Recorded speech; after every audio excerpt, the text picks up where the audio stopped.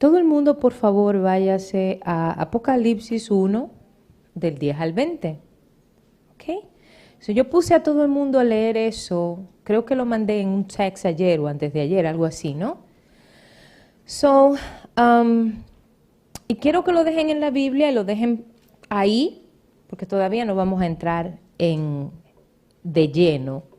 Pero quiero que lo tengan a la mano porque cuando nos toque leerlo, todo el mundo tiene que tenerlo ahí para leerlo.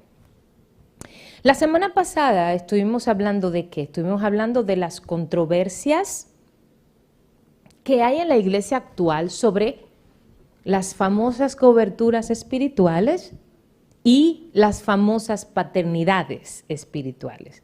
Actualmente cualquiera es un padre o madre espiritual, entre comillas, y aunque yo creo en las dos cosas,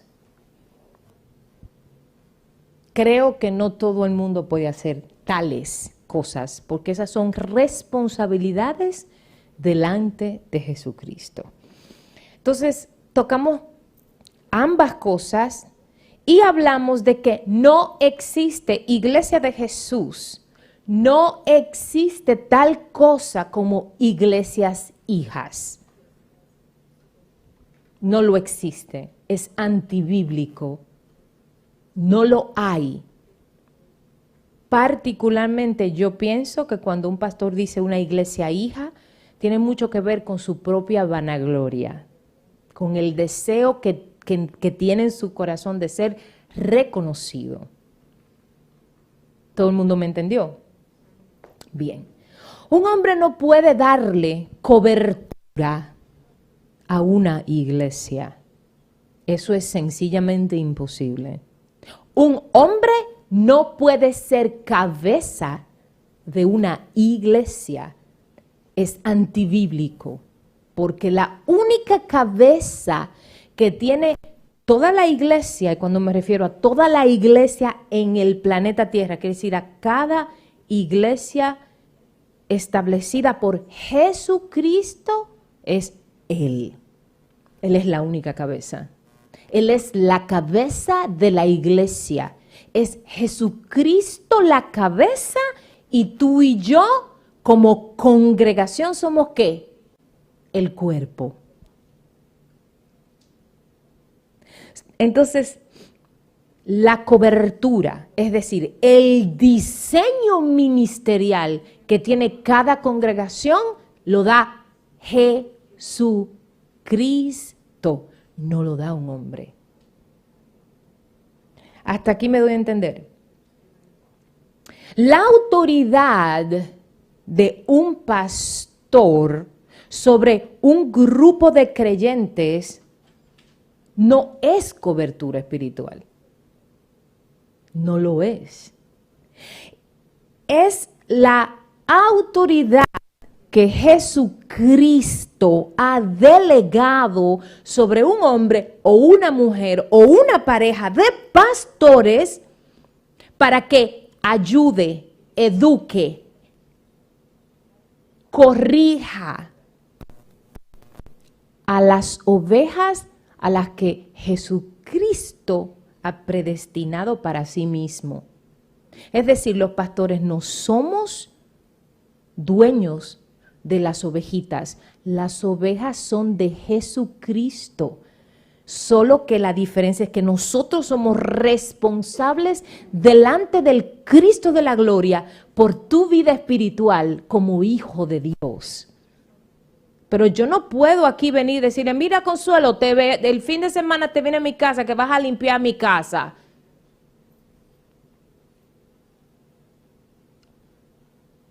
Yo no puedo usar autoridad para abusar de ella. ¿Todo el mundo entendió? La oveja recibe del Espíritu qué hacer y qué no hacer. Siempre les cuento que cuando yo me recién convertí, Dios puso en mi corazón limpiarle la casa a mis pastores y yo iba todas las semanas a limpiar la casa a mis pastores, pero eso fue algo que Dios puso en mi corazón. Mis pastores nunca me dijeron a mí, ven y limpia. Jamás. Eso fue algo que yo recibí del Espíritu y algo que le había sido profetizado a mi pastora años antes de yo llegar con ellos. ¿Me doy a entender? Jesucristo ha delegado en el pastor una autoridad sacerdotal sobre la congregación, pero la cabeza de esa congregación y de esa iglesia es Cristo Jesús, no es un hombre. Hasta aquí todo el mundo me entendió. Quiero aclarar bien estas cosas.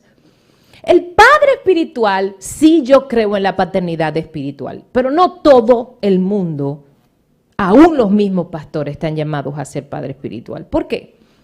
Porque el Padre espiritual, para ser padre, tiene que engendrar un ministerio de parte de Jesucristo y alimentar el evangelio, la sana doctrina, las escrituras en esas ovejas. Es decir, el que hereda un ministerio no es padre espiritual. Porque el padre es el que recibe la visión, recibe la misión, engendra el llamamiento, espera el tiempo de Jesucristo establecido, recibe todos los diseños de la casa y empieza a proclamar el evangelio. Las ovejas comienzan a recibir a Jesús. Eso es un padre. Aquel que llora por sus ovejas, aquel que gime por sus ovejas delante de Jesucristo, aquel que corrige a sus ovejas con amor para que sean... Le hago un cuentito que me pasó hoy, que siempre me pasa algo. Una de mis niñitas aquí llama hoy que ella no puede venir al servicio porque tiene que ir a hacer compra. ¿Qué creen ustedes? ¿Qué opinan? Yo le dije, no, usted tiene que venir porque si no yo la voto cuando usted vuelva. Yo hice eso. ¿Qué yo dije? Pero mi hija, cuando uno tiene servicio en la iglesia, que uno va a compartir con los hermanos, nada puede impedir el que tú le sirvas a Dios. Ahora, yo he aprendido con aquel que está allá arriba, que es nuestro Padre, a que usted corrige, pero al mismo tiempo da la solución. Le dije, tú necesitas ir a comprar. Yo me encargo de que mañana alguien te lleve con amor. ¿Ven? Se hace uno de que mira, que si no viene, que te voy. No. Usted o disciplina, no, yo no creo en eso. Usted da el palo y después ¿qué? Da el sobito. ¿Ven? ¿Por qué? Por amor a Jesucristo. Porque después de todo, yo como pastora y madre de esta casa, tengo la responsabilidad de ¿qué? De alimentarlos en Dios, de enseñarles a llegar al Cristo de la gloria que a ustedes los llamó. Yo no los llamé, yo no los escogí, yo no morí por ustedes. Jesús hizo todo eso. ¿Todo el mundo me entiende? La iglesia es el cuerpo, Jesús es la cabeza, Jesús es quien da los diseños. El pastor es una autoridad sencillamente delegada por Jesús en la iglesia. El pastor no es un ídolo. Al pastor no se le tira una alfombra roja. Al pastor no se le guardan quesos y vinos en una suite presidencial. Todo el mundo me doy a entender. El pastor es un hombre que por su condición de autoridad debe ser el más humilde, el más amoroso, el más sencillo, el más íntegro de la iglesia completa. Porque lo que haya en este sacerdote, sea hombre o mujer. Gálatas 3:28, por favor. Ya no hay griego, ni romano, ni hombre, ni mujer, ni esclavo, ni libre, sino aquel que es lleno del Espíritu Espíritu de Dios, que ha sido llamado por Jesucristo. Estoy parafraseando la palabra, pero eso es lo que dice básicamente. Entonces, el pastor es el que tiene que dar más amor, el que debe ayudar más, el que tiene que tener mayor integridad, el que debe ser transparente. Yo no creo en los agentes secretos dentro de la iglesia, porque yo no me avergüenzo del evangelio, porque es poder de Dios para el que ama a Jesús, el que ama al Padre y el que depende y vive por el Espíritu Santo. Hasta aquí me doy a entender. Como pastor, nosotros podemos tirar nuestro manto sacerdotal de autoridad sobre nuestra congregación que hemos parido, como dice Pablo, con dolores de parto. De este ministerio yo recibí la visión, yo recibí el nombre. Cada ministerio interno, cada uno de ustedes se ha convertido bajo mi vientre espiritual en el evangelio. Y yo soy responsable, no por las ovejitas de Pastor Fausto, mi gran amigo, sino por ustedes. Cada persona que ha recibido a Jesús conmigo y realmente quiere servirle a Dios, yo soy responsable por ellas.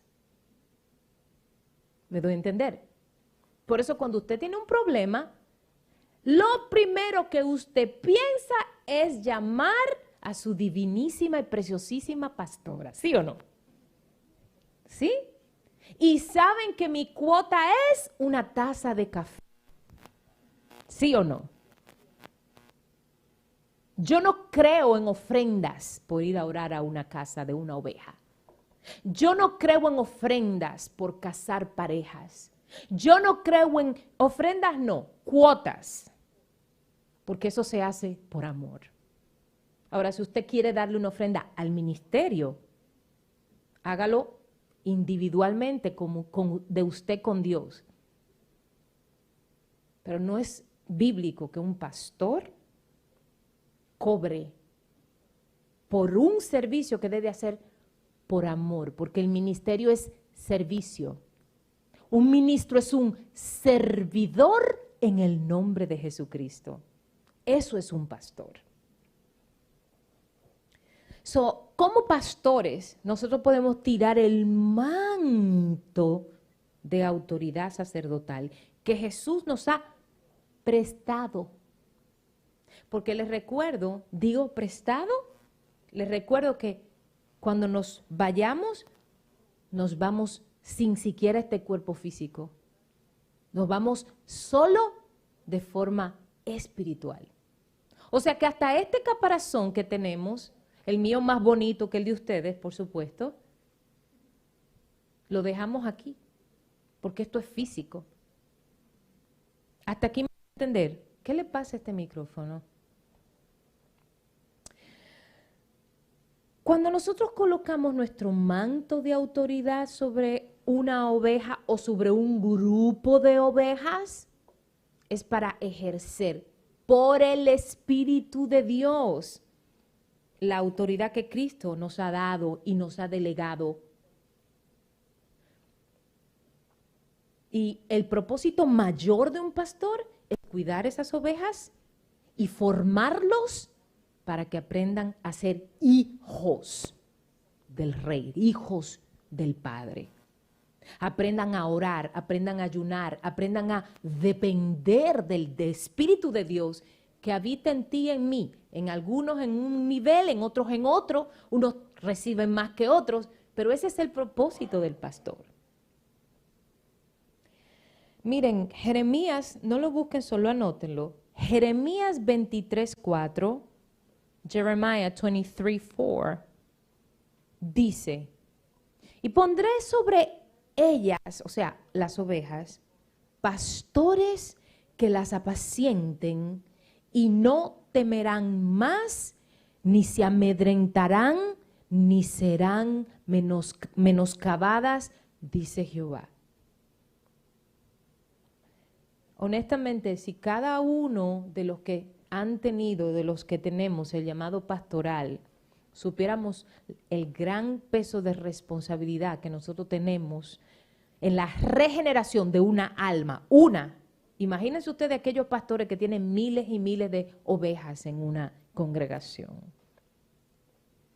Nadie quisiera ni aceptar el llamado,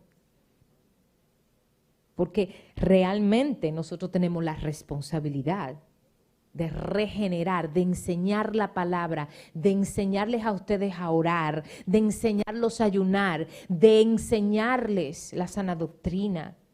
Y seremos juzgados por cada cosa que digamos, que hagamos, aún en la privacidad de nuestras casas. La vida de un pastor tiene que ser íntegra desde la casa. Sus finanzas tienen que ser impecables. No estoy hablando de que sean ricos. Estoy hablando de que vivan en orden con sus finanzas. El pastor tiene que ser el primero en diezmar. El pastor tiene que ser el primero en ofrendar. El pastor tiene que ser el primero en ayudar con las necesidades de la iglesia. El primero. ¿Por qué? Porque de lo que hay en su manto es de lo que se van a llenar las ovejas, aunque ustedes no lo vean. Si el pastor es un hombre mundano, la iglesia va a ser mundana. Si el pastor es un hombre tibio, la iglesia va a ser tibia. Si el pastor es un hombre con mezcla de doctrinas, la iglesia va a tener falsa doctrina. Si el pastor es un hombre de Dios que ora y ayuna, la iglesia va a hacer lo mismo. Porque espiritualmente eso es lo que reciben, aunque ustedes no se den cuenta. Todo el mundo me doy a entender. Un pastor no se pone a sí mismo, ni se impone a las ovejas. Por ejemplo, ay Mateo, novio mío, ex novio mío, tú tienes un llamado pastoral.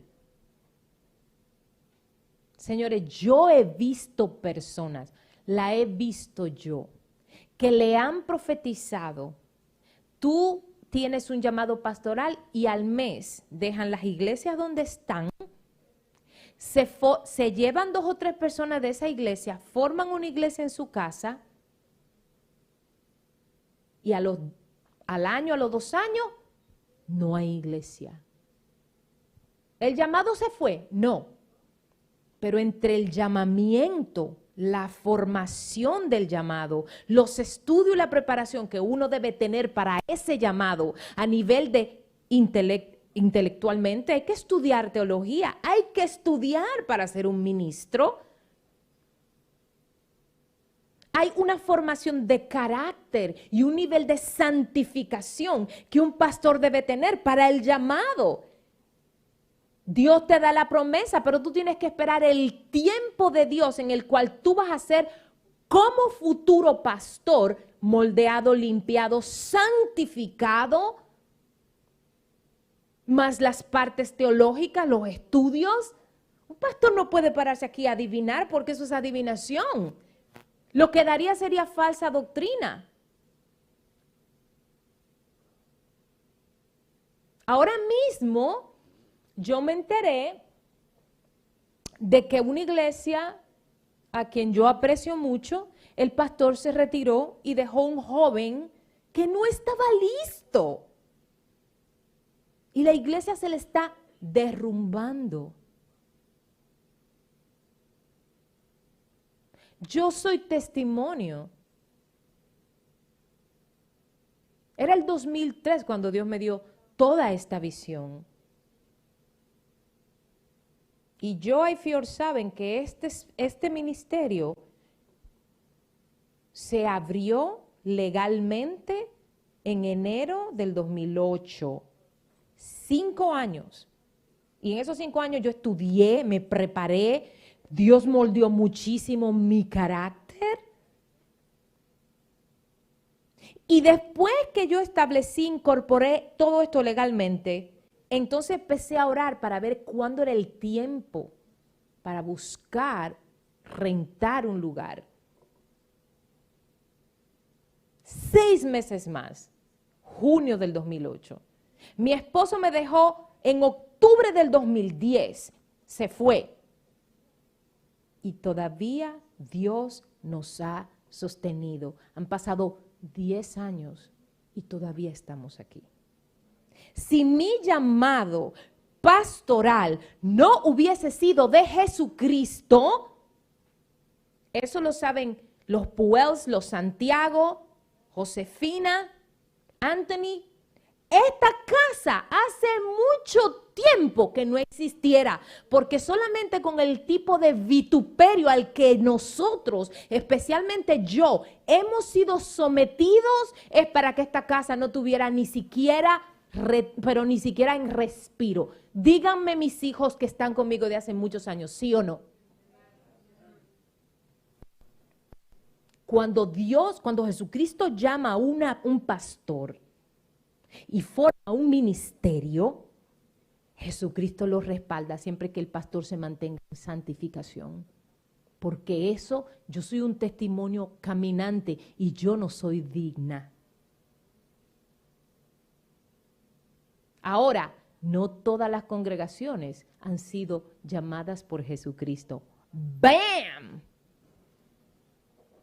Hay iglesias que Jesucristo ha dicho, yo no conozco ese lugar, yo no estoy ahí. Yo nunca llamé a ese pastor. O yo llamé a ese pastor, pero no era su tiempo, lo hizo en la carne. Yo no estoy en esa congregación. ¡Bam! Por favor, préndame el AC, estoy con calor. Otro secretito que les digo, mis hijos, las ovejas, ustedes como ovejas, reciben del Espíritu, ¿quién es su pastor? Aún por encima de su carne. Y reciben donde están plantados, por Jesucristo. Por eso hay ovejas que andan de iglesia en iglesia y dicen, pero es que yo no siento que es aquí, pero es que yo no siento que es aquí. Hay ovejas que no son ovejas, sino cabritas, que van saltando de sitio a sitio porque son carnales, chuletas, ¿verdad? Pero por lo general, bíblicamente, las ovejas reconocen quién es su pastor y cuál es la casa espiritual, el ministerio, la iglesia a las que Dios las quiere plantadas. Y ahí encajan, se sienten amados, aceptados, sin importar la condición en la que se llegue. ¿Sí o no? Acuérdense, mis amados, Jesucristo da la salvación. Jesucristo hace el llamamiento y Jesucristo es el que constituye los ministerios. Nuestra responsabilidad sencillamente es cuidarlos a ustedes, como el viejo me cuida a mí. Yo tengo mi pastor, el reverendo Efraín Rivera. Él es mi pastor, pero él no es pastor de ustedes. Él es mi pastor, mi autoridad sacerdotal. La de ustedes, pues es esta linda negrita de Jehová.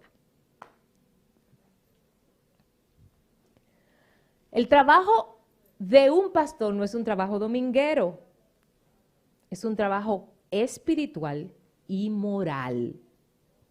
Espiritual porque ustedes muchas veces necesitan, más que cualquier cosa material, ustedes necesitan ¿qué? Consejo, aliento, dirección. No hay nada que ustedes me digan que yo no lo haya vivido. Que se me fue mi hijo de mi casa, yo lo viví. Que fui abusada de niña, yo lo viví.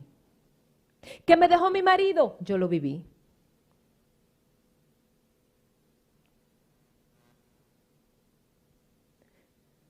El trabajo del pastor no es dominguero, bonito y chuchi, perfumado, para venir aquí a darle un lindo sermón que no le hace ni le sirve para nada. El pastor de un trabajo es espiritual y moral.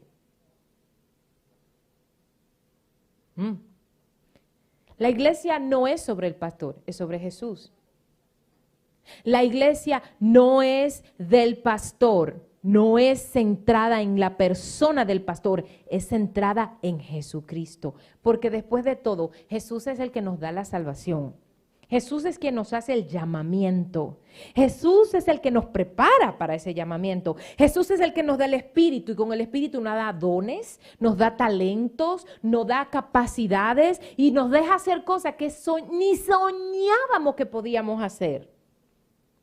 Es Jesús el que asigna a la iglesia sus ángeles para proteger a sus ovejas. Y es Jesucristo el que juzga a cada iglesia según sus obras.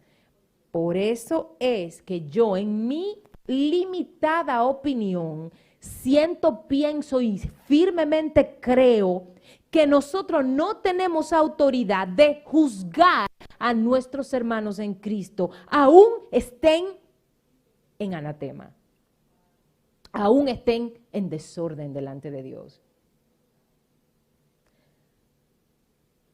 En Apocalipsis capítulo 2 y capítulo 3, no lo busquen, solo anótenlo, porque son 2 capítulos y tienen que leerlo por lo menos 20 veces para recibir un poco de lo que es Jesús con sus iglesias. Pero en esos 2 capítulos Jesucristo juzga a cada iglesia de Asia Menor de forma distinta según sus obras y según su comportamiento. No creo que nos toque a nosotros juzgar iglesias y mencionar nombres de ministros y mencionar nombres de iglesias. No creo que sea nuestra posición ni lo que nosotros debamos hacer. Les voy a decir por qué. Cuando usted deshonra y desacredita a un ministro o a un ministerio de forma pública, cuando usted es una figura pública, usted está dañando la iglesia de Cristo. Y según me muestra Apocalipsis 2 y 3, que son cómo Jesús trata a las 7 iglesias de Asia Menor, Él es el único que puede hacer tal cosa.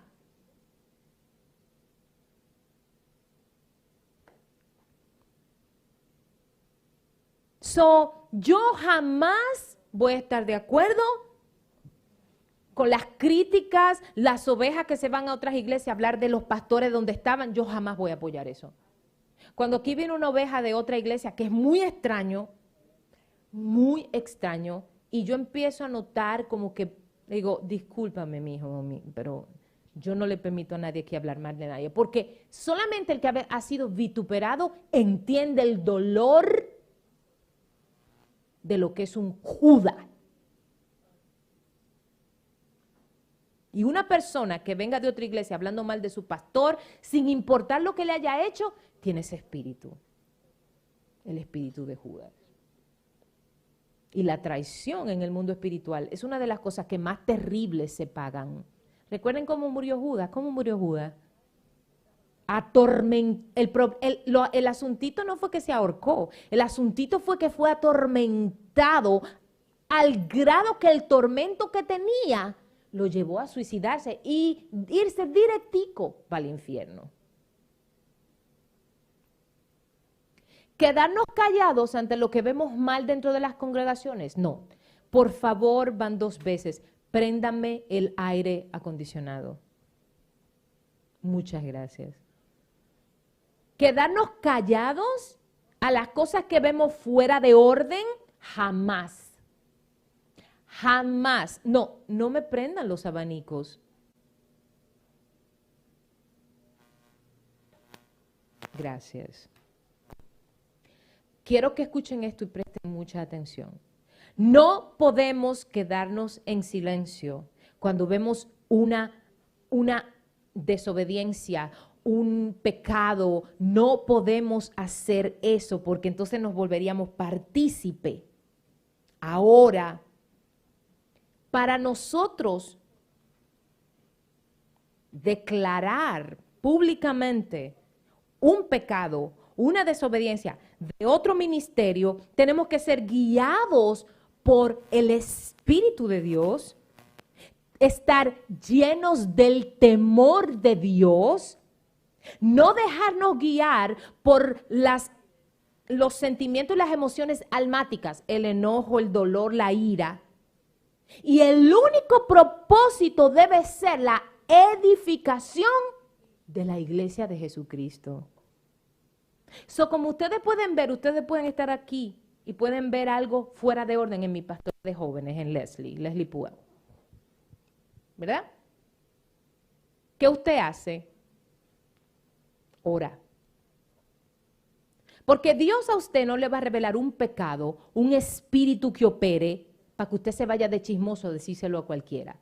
Dios se lo revela para que usted ore y reciba del espíritu, si ir con el pastor, si ir directamente con la hermana pastora que esté en desobediencia, o sencillamente orar e interceder por esa persona. Porque si usted, Dios le muestra un pecado o un espíritu, lo que sea, y usted se mueve en la carne delante de Jehová, usted entra en pecado. ¿Hasta aquí me doy a entender? Ahora entramos. Apocalipsis 1, del 10 al 20. Y voy a ir saltando versos, ¿ok? Me siguen, yo voy a ir dando los versos. Apocalipsis 1, del 10 al 20 dice el 10. Yo estaba, esto es el apóstol Juan, yo estaba en el Espíritu en el día del Señor y oí detrás de mí una gran voz como de trompeta. 11, que decía, yo soy el alfa y el omega, el primero y el último. Escribe en un libro lo que ves y envíalo a las 7 iglesias que están en Asia. 2 puntos. A Éfeso, Esmirna, Pérgamo, Tiatira, Sardis, Filadelfia y Laodicea. 12. Y me volví para ver la voz que hablaba conmigo y vuelto vi 7 candeleros de oro. ¿Qué fue lo que Juan vio? 7 candeleros de oro. 13. Y en medio de los 7 candeleros de oro, a uno semejante al Hijo del Hombre. ¿Quién era que estaba en medio de los 7 candeleros de oro? El Hijo del Hombre. ¿Y quién es el Hijo del Hombre? Jesucristo. El mismo. Jesús se llamaba en tercera persona, como muchas veces yo lo imito. ¿Saben cuando yo muchas veces hablo con usted y digo PYH y soy yo misma? Jesús hacía lo mismo, yo lo copié de él.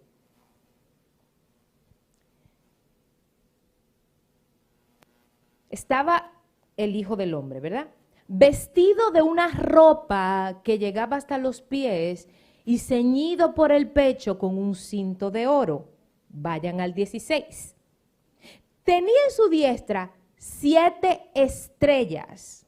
De su boca salía una espada aguda de 2 filos y su rostro era como el sol cuando resplandece en su fuerza. Vayan al 19. Escribe las cosas que has visto y las que son y las que han de ser después de estas. 20. Este es el más importante. Verso 20. El misterio de las 7 estrellas que has visto en mi diestra y de los 7 candeleros de oro. 2 puntos. Las 7 estrellas son los ángeles de las 7 iglesias. Y los 7 candeleros que has visto son las 7 iglesias. Ahora les pregunto, ¿qué significan las estrellas? Las 7 estrellas. Son cada iglesia constituida por Jesucristo, tiene asignada un ángel que escribe las crónicas de lo que se dice en esa iglesia, de lo que se hace en esa iglesia. Cada segundo desde el momento en que esa congregación abrió sus puertas. Y ese ángel la protege. Ese ángel registra todo lo que se hace en esa congregación, de todos. Cada mirada que usted dio fuera de orden, cada acto de amor dirigido por el Espíritu Santo que usted hizo, todo lo registra. ¿Y qué significan los candeleros de oro? Los 7 candeleros representan las iglesias, con Jesús en medio. Es decir, Jesús es el centro. Jesús está como esta mesita redonda, las 7 iglesias, con los ángeles, que son las estrellas, los 7 ángeles, detrás de cada iglesia. Hay iglesias que tristemente ni tienen el ángel, ni tienen el candelero. Porque el candelero de oro, ¿saben lo que significa? Significan la menorá. El candelero que Dios le dio a Moisés en el Antiguo Testamento. El candelero representa a la iglesia. Y la llenura del Espíritu de Dios que representa el aceite que llena ese candelero, que quema fuego aromático para adorar a Jesús. ¿Todo el mundo me está entendiendo? El oro representa la santificación en la que tiene que vivir la iglesia. Y la santificación empieza por el pastor.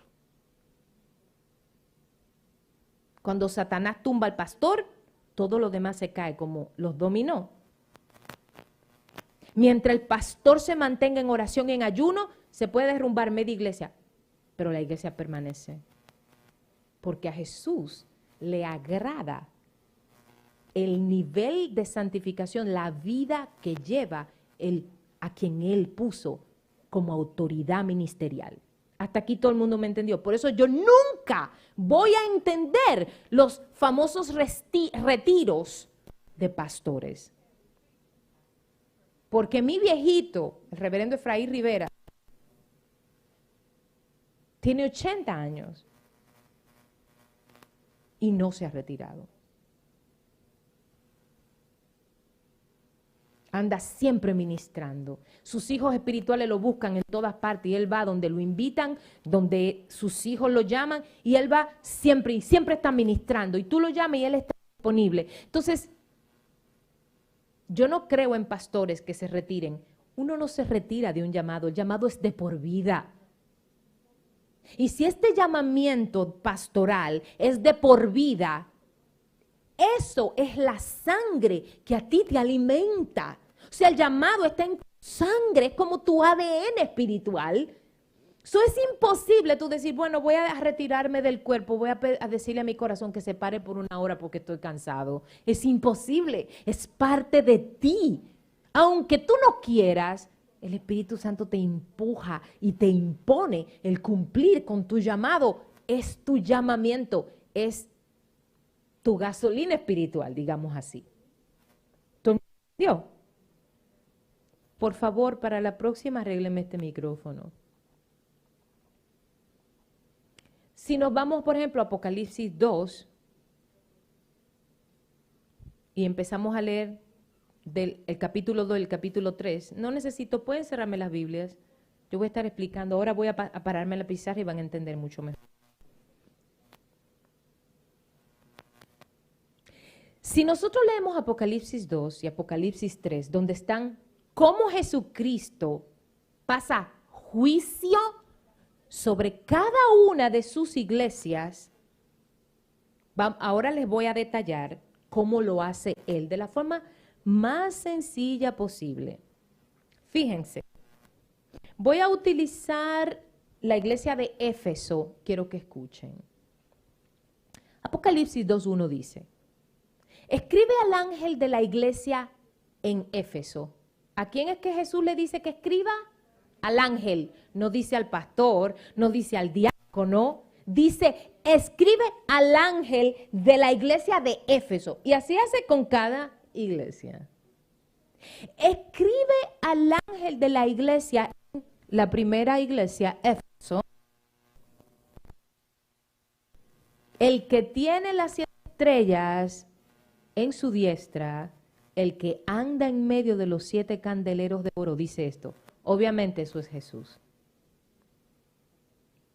Yo conozco tus obras y tu arduo trabajo y tu paciencia, y que no puedes soportar a los malos, y has probado a los que se dicen ser apóstoles y no lo son, y los has llamado mentirosos, y has sufrido y has tenido paciencia y has trabajado arduamente por amor de mi nombre y no has desmayado. 5. Recuerda, por tanto, de dónde has caído y arrepiéntete y haz las primeras obras, pues si tú no haces, te devuelves, yo vendré pronto a ti y quitaré tu candelero de oro de su lugar, si no te hubieses arrepentido. Aquí no sé qué pasó, pero el 4, él le saca el pecado. Pero tengo contra ti, dice Jesús, que has dejado tu primer amor. Fíjense, cuando uno se convierte, uno siente una gran emoción. Uno se siente que, Dios mío, qué bello, enamorado. Es como cuando tú te enamoras de un muchacho o de una muchacha, ¿verdad que sí? Y tú te enamoras y tú no puedes estar sin esa persona. Vamos, ¿se acuerdan? Imagínense David cuando estaba enamorado de Denise, que la vio así, dijo, esa es, ¿verdad que sí?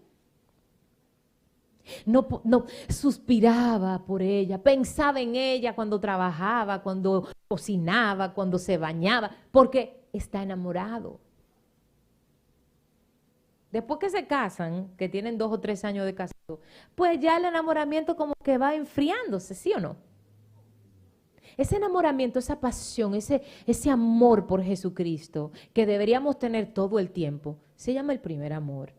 Y cuando lo perdemos y cogemos la iglesia como si fuera una rutina, para Jesús eso es pecado, es serio. ¿Me doy a entender? Ahora, fíjense, lo primero que Jesús le dice al ángel encargado de la protección de las crónicas de la iglesia es: a ti te escribo. A ti me dirijo. No dice al pastor. Muchos cogen este texto y dicen que el pastor es el ángel de la iglesia. No, señores. Un ángel es un ángel y un pastor es un pastor. Los ángeles son espíritu. El pastor es espiritual mi cuerpo. Los ángeles no entienden como nosotros somos, porque ellos no entienden las emociones desordenadas del hombre, porque no tienen alma. El hombre es hombre. Espiritual mi cuerpo. Así que eso es lo primero que hace Jesús. Segundo, Jesús se identifica con cada iglesia según el diseño divino, el manto y la unción que Él le ha dado a esa iglesia. A Éfeso le dijo, ¿qué le dijo? Le dijo, el que tiene la estrella a su diestra y anda en medio de los 7 candeleros de oro. Esa fue la unción que Jesús le dio a ellos. Si ustedes van a Esmirna, Pérgamo, Tiatira, cada una, Él dice algo distinto. Porque según el manto, la unción que Jesucristo, el diseño ministerial que Jesucristo le da a cada iglesia, hay iglesias bien evangelísticas, ¿sí o no? Hay iglesias que son bien proféticas. Oh, y eso no es que andan de que el Señor dijo, que ¿cuál Señor? No, proféticas. La adoración es impresionante. Y no es por lo bien que toquen, el nivel de unción para llegar a la presencia de Dios, eso es profético. Hay iglesias donde no se siente nada.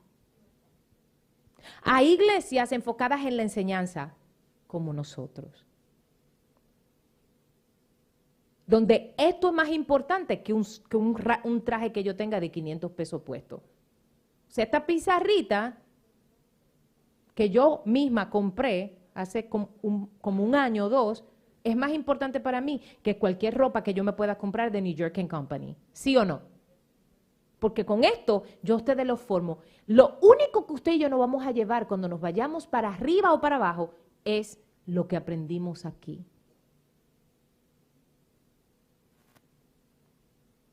Si usted danza, eso se lo lleva, porque usted lo aprendió y está en su subconsciente. Si usted canta, eso se lo lleva. Cuando usted vaya al cielo, usted va a danzar, va a cantar para Dios, va a tocar los instrumentos para Dios. ¿Entendieron? ¿Entendimos? Tercero, después que Jesús le escribe al ángel, identifica el manto de la iglesia, el diseño ministerial de cada ministerio, entonces Jesucristo saca a relucir lo bueno que como grupo, como familia en la fe, esa iglesia hizo. Yo conozco tus obras, tu ardua labor, que tú nos has apoyado a los que dicen ser apóstoles y son mentiras. O sea, lo está preparando para darle la gasnata. Así hago yo. Mi hijo, tú sabes que yo te quiero mucho, ¿verdad? Ay, pero mi hijo, Dios, esto y esto. Esa muchacha no te conviene, hijo. ¿Ven? Cuarto, después que le has sacado a relucir lo bonito, lo bueno que han hecho, entonces le da la pecosa. Pero tengo contra ti, Éfeso, que has dejado tu primer amor. Has dejado tu primer amor. Y después le dice, arrepiéntete o te va a llevar el diablo. Arrepiéntete, porque cuando yo me devuelva otra vez a enjuiciarte otra vez, si tú te arrepentiste y cambiaste, yo te voy a dar la corona de vida. Pero si tú no te arrepentiste, pues mi hijito, lo que te espera son como dicen las viejas religiosas, la olla de fuego y azufre en el infierno. ¿Ustedes nunca han visto eso? Que tú vas por downtown caminando y te dicen, Dios te bendiga, y te dan un tratado y tú tienes un pantalón y tú dices, yo soy cristiana, tú tienes que arrepentirte, hija del diablo. Señores, por el amor de Jesús. Sexto, Él le da el premio que van a recibir si cambian. ¿Hasta aquí todo el mundo me entendió? De las 7 iglesias de Asia Menor que tenemos aquí, solo a una Jesucristo la corrigió, pero duramente. ¿Cuál fue? La Odisea. Y ahora yo rápidamente quisiera una voluntaria para que me escriba en la pizarra, que escribe español. Las tú. Ok, hija. Acentos no me importa, hija. No rojo, hija. Azul. Gracias. ¿Cuáles eran las fallas de cada una de las iglesias? Yo te digo con qué anotar, hija. Yo te digo qué anotar. Éfeso. Éfeso había perdido su primer amor. Perdido el primer amor. O primer amor perdido. Primer amor perdido. Eso lo podemos ver Apocalipsis 2 del 1 al 7. ¿Qué significa haber perdido el primer amor? Ahora lo paso a lo que son los cristianos. Son cristianos que creen que con ser buenos, hacer buenas obras, comprarle los zapatitos a un hermano cuando no tiene, van a estar bien sin tener una relación, una intimidad con el Espíritu Santo. Esas son las iglesias que dicen que ayunar está pasado de moda porque Jesús lo cumplió todo. Esas son las iglesias que las ovejas tienen 3 años en la iglesia y no tienen idea de nada porque no conocen de nada en la palabra. Eso no significa saberse de Génesis y Apocalipsis. Eso significa que si tú te sabes 3 versos, lo vivas. ¿Me doy a entender? Esmirna.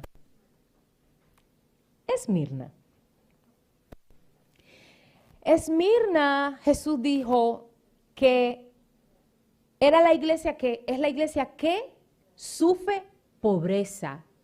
Escuchen bien, vive en miseria. Es la iglesia que recibe vituperios, calumnias. Es la iglesia que es perseguida. Sin embargo, está llena de legalismos y ritualismos. Legalismos y ritualismos. Legalismos y ritualismos. Voy a los cristianos. Estos son los cristianos típicos que siguen todo el orden del culto, el programa. ¿Nunca han visto iglesias que tienen unos programas? Siguen todas las reglas de la iglesia, ritos de hombre, que si no se pueden cortar el cabello, que si tienen que usar las faldas hasta aquí, que si se depilan son hijas del diablo, que si se tiñen el cabello son Jezabel. De la única manera que yo no estoy de acuerdo si usted se tiñe el pelo es si usted ha hecho un pacto con Jehová. Pero su cabello es suyo y siempre que el Espíritu de Dios esté de acuerdo, por ejemplo, yo soy incapaz, es un voto de vida. ¿Todo el mundo me entendió?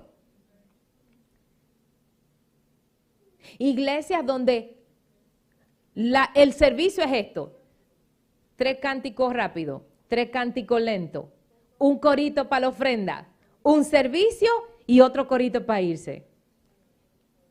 Y no se aprende nada. Pérgamo. Fíjense, estoy dando lo de la tipología de iglesia y estamos dando el tipo de cristiano. Porque cada una de estas 7 iglesias es la tipología de cada iglesia actualmente sobre la faz de la tierra. Y cada iglesia representa un cristiano distinto. Pérgamo. Pérgamo es la iglesia que tiene una mezcla de doctrinas y de influencia del espíritu nicolaíta. Influencia del espíritu nicolaíta. Ahora le voy a explicar lo que es el espíritu nicolaíta. Muy interesante. ¿Ok? Fíjense. Cada iglesia tiene gente que están desde que se abrió la iglesia, ¿sí o no? Hay gente que llega a la iglesia que son adineradas y pueden ayudar más que otras personas a nivel económico, ¿sí o no? Cuando el espíritu nicolaíta toma control de una iglesia, hace que esas familias que son las que tienen más tiempo en la iglesia, o que se convirtieron en la iglesia y que han estado ahí 25 años, o que son las que tienen dinero y llevan a los pastores a comer y llevan a los pastores. ¿Todo el mundo entiende eso? Toman control y quieren tomar las decisiones de la iglesia. Quieren tomar control de quién va a ser hasta el pastor. Hay iglesias donde los líderes, el gobierno, entre comillas, de la iglesia, que eso está completamente fuera de orden de Dios, son los que deciden qué sueldo